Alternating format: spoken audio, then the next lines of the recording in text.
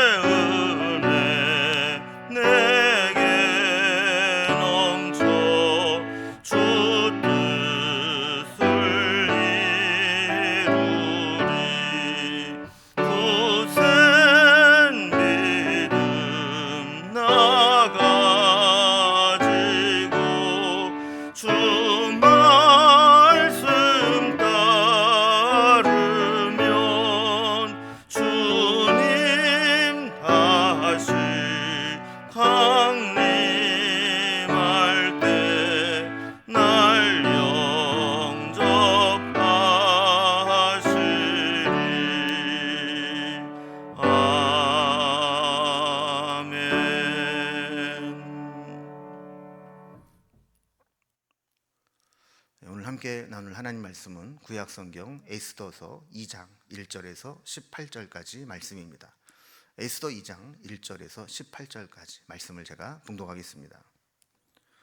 그 후에 아하수에로의 왕의 노가 그침에 와스디와 그가 행한 일과 그에 대하여 내린 조서를 생각하거늘 왕의 측근 신하들이 아뢰되 왕은 왕을 위하여 아리따운 처녀들을 구하게 하시되 전국 각 지방의 관리를 명령하여 아리따운 처녀를 다 도성 수산으로 모아 후궁으로 들여 궁녀를 주관하는 내시 해계의 손에 맡겨 그 몸을 정결하게 하는 물품을 주게 하고 왕의 눈에 아름다운 처녀를 와스디 대신 왕후로 삼으소서 하니 왕이 그 말을 좋게 여겨 그대로 행하니라.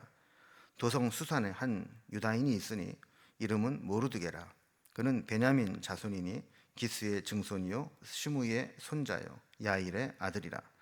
전에 바벨론 왕 느부갓네살이 예루살렘에서 유다 왕 여고냐와 백성을 사로잡아 갈 때에 모르드게도 함께 사로잡혔더라. 그의 삼촌의 딸 하다사 곧 에스더는 부모가 없었으나 용모가 곱고 아리따운 처녀라. 그의 부모가 죽은 후에 모르드게가 자기 딸같이 양육하더라.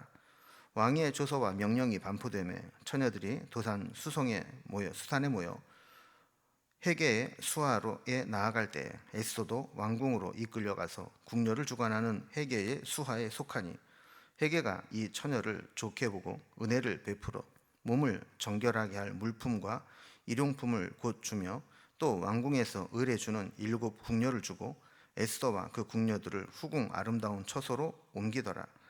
에스더가 자기의 민족과 종족을 말하지 아니하니 이는 모르드게가 명령하여 말하지 말라 하였습니다.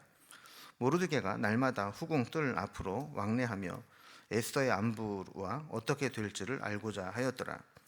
처녀마다 차례대로 아하수에로 왕에게 나아가기 전에 여자에 대하여 정한 규례대로 12달 동안 행하되 6달은 모략 기름을 쓰고 6달은 향품과 여자에게 쓰는 다른 물품을 써서 몸을 정결하게 하는 기한을 마치며 처녀가 왕에게 나아갈 때에는 그가 구하는 것을 다 주어 후궁에서 왕궁으로 가지고 가게 하고 저녁이면 갔다가 아침에는 둘째 후궁으로 들어와서 비번이 주관하는 넷이 사하스가스의 수하에 속하고 왕이 그를 기뻐하여 그의 이름을 부르지 아니하면 다시 왕에게 나아가지 못하더라.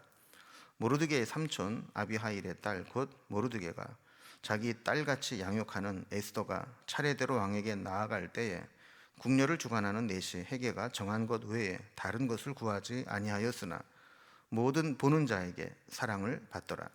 아하수에로 왕의 제7년 10월 곧 데벳월에 에스더가 왕궁에 인도되어 들어가서 왕 앞에 나아가니 왕이 모든 여자보다 에스더를 더 사랑하므로 그가 모든 처녀보다 왕 앞에 더 은총을 얻은지라. 왕이 그의 머리에 관을 씌우고 와스디를 대신하여 왕후로 삼은 후에 왕이 크게 잔치를 베푸니 이는 에스더를 위한 잔치라. 모든 지방관과 신하들을 위하여 잔치를 베풀고 또 각 지방에 세금을 면제하고 왕의 이름으로 큰 상을 주니라. 아멘. 우리는 어제 에스더를 시작하면서 아하수에로 왕이 잔치를 베풀고 왕후를 불렀는데 왕후 와스디가 거절함으로 인해서 이제 폐위당하게 되는 사건을 살펴보았습니다. 그리고 그 자리를 대신해서 이제 에스더가 왕후로 오르게 되는 이제 그런 장면이 오늘 살펴보게 될 내용입니다. 사람이 즉흥적으로 일을 처리하거나 감정에 치우쳐서 어떤 일을 결정하게 되면 반드시 후회할 일이 생겨나게 됩니다. 잔치 말미에 왕후 와스티의 아름다움을 자랑하려다 거절당하고 분노를 삭히지 못해서 대신들의 뜻을 모은 것처럼 했지만 결국 왕의 뜻대로 왕후 와스티를 폐위시켜버리는 일들이 있었습니다. 세월이 흐르고 나서 감정은 누그러지지만 그렇다고 돌이킬 수도 없는 그런 후회할 만한 일들이 일어나게 된 것이죠. 한동안 왕후 자리를 채우지 못하고 지내다가 4년 동안 그 자리를 채우지 못하고 있었는데 신하들은 왕이 후회하는 눈빛을 보게 되자 서둘러서 왕후를 간택하도록 제안을 했고 그 일을 진행을 하면서 에스더가 왕후 후보자로 수산궁에 들어오게 되고 최종 왕의 마음을 얻어 왕으로 간택되는 장면이 오늘 본문입니다. 하나님은 에스더를 통해서 하만이 유대인들, 하나님 백성들을 다 멸절하려고 하는 이 계략에서 이스라엘 백성들을 건져낼 계획을 가지고 에스더를 왕후가 되게 하신 겁니다. 자, 오늘 이렇게 왕후가 되는 에스더의 내용을 단락별로 좀 살펴보게 되면 먼저 1절에서 4절까지는 왕후를 간택하기로 새롭게 와스디를 대신해서 새로운 왕후를 간택하기로 건의하고 그 일이 공고가 되는 내용입니다. 두 번째 단락은 이렇게 왕후의 후보자가 되어서 수산궁에 들어와 왕후로 면접을 보게 될 준비를 하게 되는 에스더의 모습이 나오게 됩니다. 그리고 마지막 세 번째 단락에서는 이 과정에서 아하수에로 왕의 마음에 쏙 들어서 왕후로 당하게 되는 간택되는 에스더의 모습이 나오게 됩니다. 자, 이렇게 에스더가 왕후가 되는데 한번 단락별로 좀 내용을 살펴봅니다. 먼저 첫 번째 단락은 이제 새로운 왕후를 이제 간택하기로 건의하고 그렇게 하기로 결정이 되는 그런 상황입니다. 자, 1절에 보면 세월이 흘러서 아하수에로의 분노가 그치고 와스디와 그가 행한 일과 그에 대해서 조서를 내린 일이 생각이 났다라는 겁니다. 자, 이 말은 자신의 처분에 대해서 미련을 두고 후회를 하고 있었다는 겁니다. 왕후 와스디를 폐위시킨 후에 4년 동안이나 그 자리를 채우고 있지 않았다라는 것은 뭔가 마음 한켠에 그 미모가 뛰어났던 이 와스디에 대해서 미련을 남겨두고 있었다는 것을 보여주는 겁니다. 자, 이런 분위기를 눈치챈 신하들은 혹시라도 자기들이 어떤 왕후를 폐위시키도록 법적 근거를 제공해 준 것에 대해서 보복을 당할까 염려가 되어서 2절에 보면 건의를 합니다. 그래서 저들이 아리따운 처녀들 왕을 위해서 준비를 하고 구하였다가 그 중에서 그 왕후를 간택하도록 하면 어떻겠느냐 하는 그런 건의를 하게 된 것이죠. 그래서 3절에 보면 전국 지방 관리에게 명하여 아리따운 처녀들을 다 수산성으로 모아서 그곳에 후궁에 다 모이게 했다 된다라는 겁니다. 그리고 궁녀를 주관하는 내신 헤게의 손에 맡겨서 왕으로 면접을 볼 준비를 하게 한 것입니다. 자, 그리고 나서 4절에 보면 왕이 면접을 통해서 마음에 드는 사람을 와스디 왕후 대신해서 왕으로 삼으시라고 건의를 했습니다. 사실 왕후가 된다라고 하는 것은 뭐 그냥 일반 후궁을 하나 더 구하는 것과는 다르게 나라의 국무를 선택하는 일 아니겠습니까? 그러니까 또 법도도 있을 것이고 자격 요건도 있을 것인데, 여기 보면 왕의 마음에 드는 그 외모를 충족시키면 왕후로 삼도록 그렇게 한 겁니다. 이러한 간택 조건이 주어진 것도 결과적으로 보면 에스더가 사실 뭐 그의 출신이라든지 또 그의 배경이라든지 이런 걸 보면 왕후가 될 수 없었지만 에스더가 왕후가 될 수 있도록 만들어주는 그런 하나님의 뜻이 반영된 것으로 보게 되는 것이죠.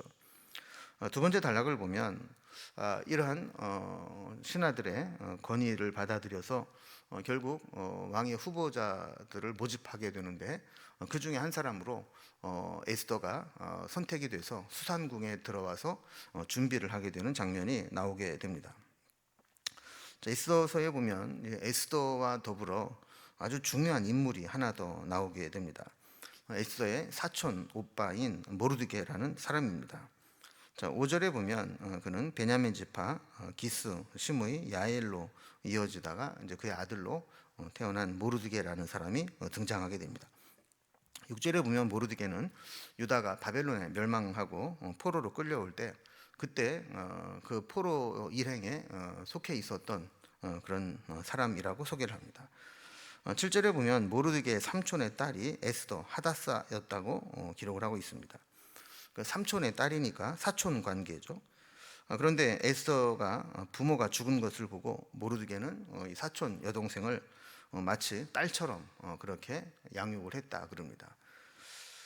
그런데 에스더는 용모가 곱고 아름답다 보니까 8절에 이 조서가 내리는 대로 왕후의 후보를 모집할 때 여기에 이제 뽑히게 된 것이죠. 그래서 수산성에 오게 되었고 관리를 담당 궁녀들을 주관하는 헤게의 수하에 관리를 받게 됩니다.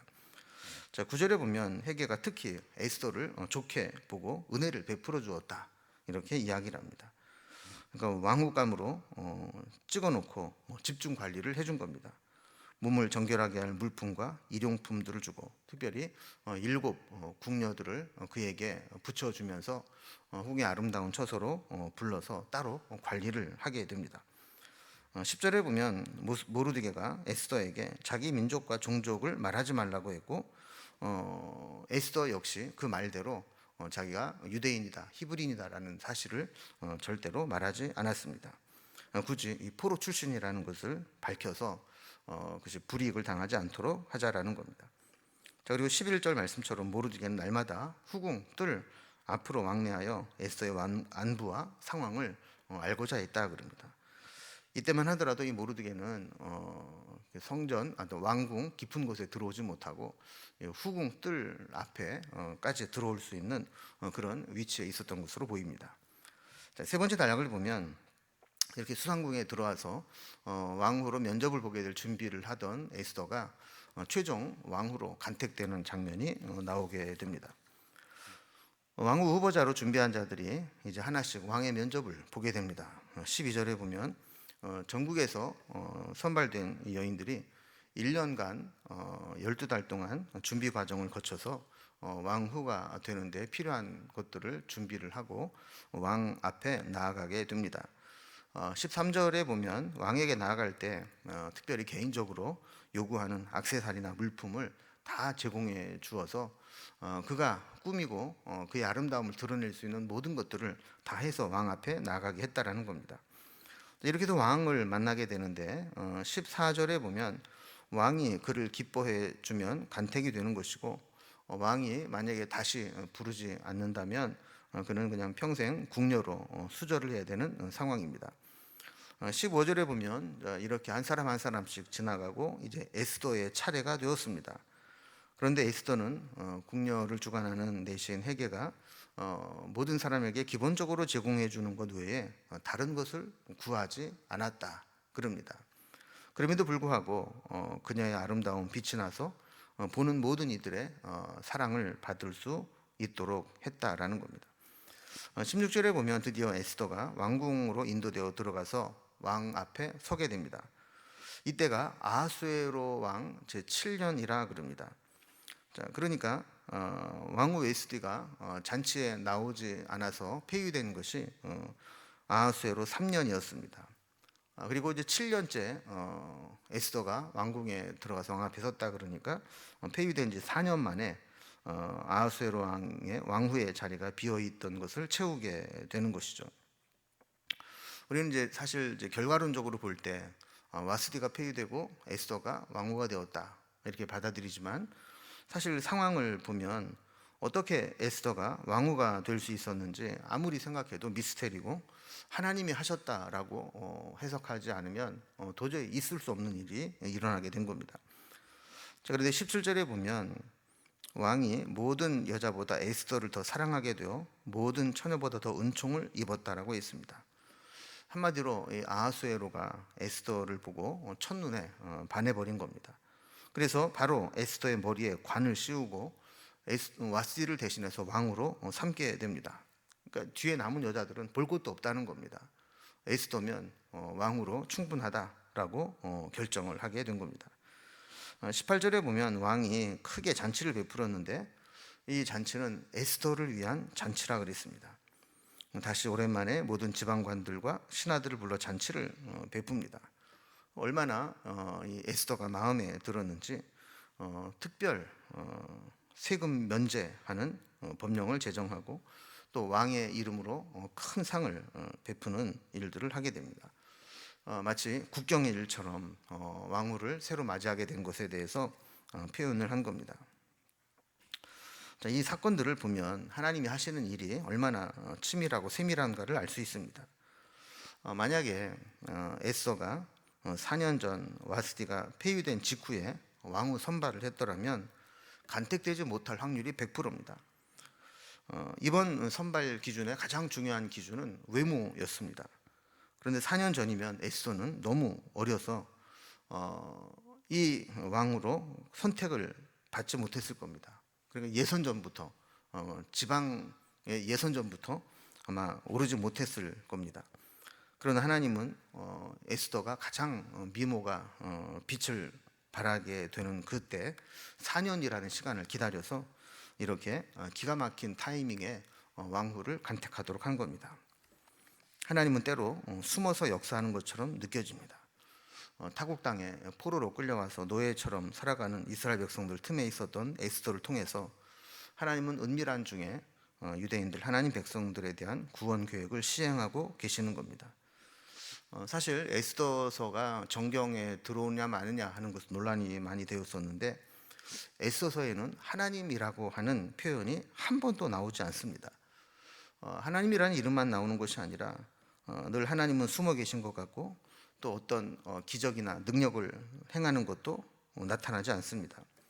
그저 어떤 계속된 우연과 사소한 일상들을 통해서 하나님은 숨어 계신 듯 개입하시고 겹겹이 하나님의 섭리가 숨은 모습으로 나타나게 되면서 우리가 나중에 보면 에스더서를 전체적으로 보게 될 때 하나님이 이렇게 역사하시는구나, 이렇게 일하시는구나 하는 탄성을 지르게 만드는 그런 상황입니다.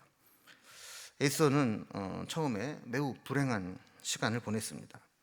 나라는 망하고 부모님들은 돌아가시고 천에 고아가 되었습니다. 그리고 포로로 끌려와서 타국 땅에서 살아가게 됩니다. 마음 한번 삐끗 잘못 먹으면 잘못된 인생을 살 가능성이 많은 그런 상황입니다. 그럼에도 불구하고 하나님은 그 에스더를 인도해서 결국 페르시아의 왕후가 되어서 나라를 구원하게 만듭니다. 꼭 에스더가 왕후가 되었다는 게 중요한 것은 아닙니다. 나중에 살펴보겠지만 위기를 만났을 때 에스더는 모르드게로부터 왕후가 된 것이 이때를 위함인지 어찌 알겠는가 하는 이야기를 하게 됩니다. 이 말에 감동을 받은 에스더는 그래 내가 죽으면 죽으리라 하는 마음으로 결단하며 왕 앞에 나아가서 위기를 막아내게 됩니다. 이때를 위하여 일하시고 준비하시는 하나님은 오늘 우리에게도 하나님의 뜻을 이루기 위해서 조용히 일하고 계시고 준비하고 계십니다. 내가 하나님의 뜻에 쓰임 받을 수 있도록 잘 준비되고 있는지를 돌아보면서 하나님의 계획을 알아갈 수 있어야 할 것입니다. 우리가 지금 어떤 상황에 있든지 특별히 내가 성공하고 또 좋은 일들을 만나고 또 좋은 위치에 있게 된다면 그것은 나 한 사람의 만족과 좋은 일로 끝나는 것이 아니라 이때를 위함이 이제 아닌지 우리가 알 수 없다 하는 마음으로 하나님을 위해서 하나님이 나를 높이시는 것은 어떤 의미가 있는지 어떻게 쓰이기를 원하시는지를 우리가 늘 분별하면서 살아야 될 줄로 믿습니다. 언제나 조용히 일하시는 하나님, 그러나 치밀하게 하나님의 뜻을 이루어 가시는 것을 보면서 우리의 인생에도 하나님이 그렇게 일하시고 역사하시기를 주님의 이름으로 기원합니다. 기도하겠습니다. 하나님 아버지, 우리는 수많은 우연과 여러 가지 상황들이 지나가는 것처럼 보이지만 그 속에 하나님의 뜻이 있고 하나님이 하시고자 하는 일들을 조용하지만 치밀하게 정확하게 이루시는 것들을 살펴보았습니다. 우리에게도 하나님이 어떠한 일들을 허락하실 때 그것이 단순히 우연이 아니라 그 사건을 통해 그 상황을 통해 하나님이 나에게 원하시는 것이 무엇인지를 깨달아 알 수 있도록 인도해 주시고 주님의 뜻에 쓰임받는 인생이 될 수 있도록 도와주시옵소서. 오늘도 우리와 함께 하실 주님을 바라보며 예수님의 이름으로 기도드리옵나이다. 아멘. 각자의 기도 제목들로 자유롭게 기도하시겠습니다.